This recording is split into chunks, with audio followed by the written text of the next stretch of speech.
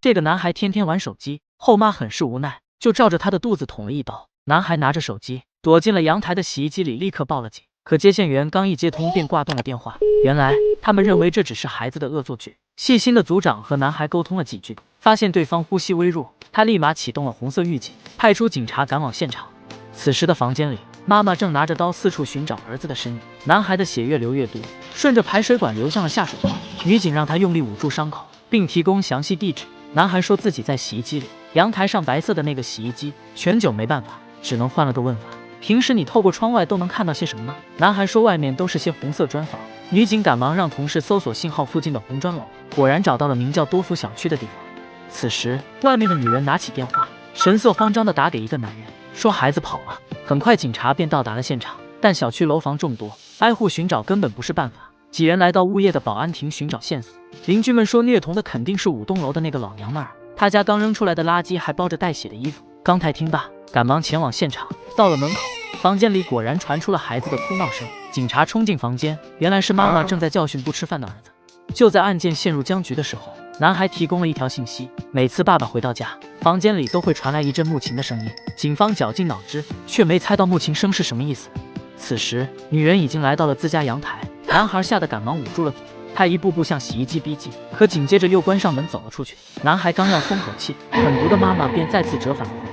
原来洗衣机的排水管正向外不停地渗着血。男孩绝望地闭上眼，女人狰狞的大脸紧紧贴在了洗衣机上。她打开盖子，一把将男孩薅了出来。孩子拼命挣扎，但他根本不是成年人的对手。整个报警中心全都听见了孩子凄厉的惨叫。刚太催促全九做点什么，全九没办法，只能通过跟女人对话，拖延拯救时间。女人说她之所以捅伤孩子，是因为自己小时候也遭受了非人的虐待。看到眼前血流不止的儿子，女人终于露出了一丝悔意。楼下，刚太和同事突然想到，所谓的木琴可能是风铃的声音。他们顺着线索去找，果然发现了一户挂着风铃的人家。可当他们冲进房间的时候，家里却没有了孩子的身影。女人坐在地上，目光呆滞，一句话都不肯说。在全九的劝说下，女人只透露了一个消息：孩子被他的爷爷带走了。那个老头就是个变态，经常虐待孩子。女人前前后后一共领养了67个孩子，都被这个老登给虐死了。得到信息的刚太赶忙来到保安室寻求帮助，问他是否见过带着孩子的老人。保安说：“你先别急，喝完饮料咱俩一块找。”刚太拿起瓶子一口进，两人来到小区的地下室。此时刚太突然觉得头晕目眩，眼前一黑便倒在了地上。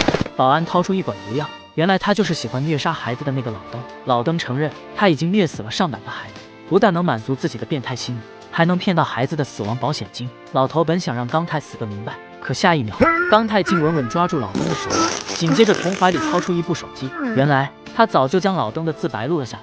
接过饮料的时候，刚太发现了垃圾桶里的麻醉剂，他假装喝上一口，随后便全都吐了出来。解决了老登，接下来最重要的就是找到孩子。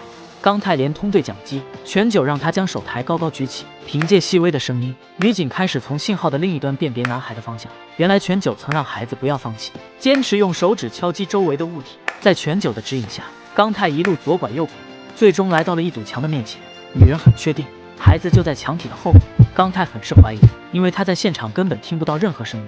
男人抡起锤子，在墙面上凿出了一个大洞。他打开手电，果然发现笼子里的男孩正用手指轻轻敲击着身旁的栏杆。最后男孩终于得救。虐杀儿童的保安老头也被判了8年的有期徒刑。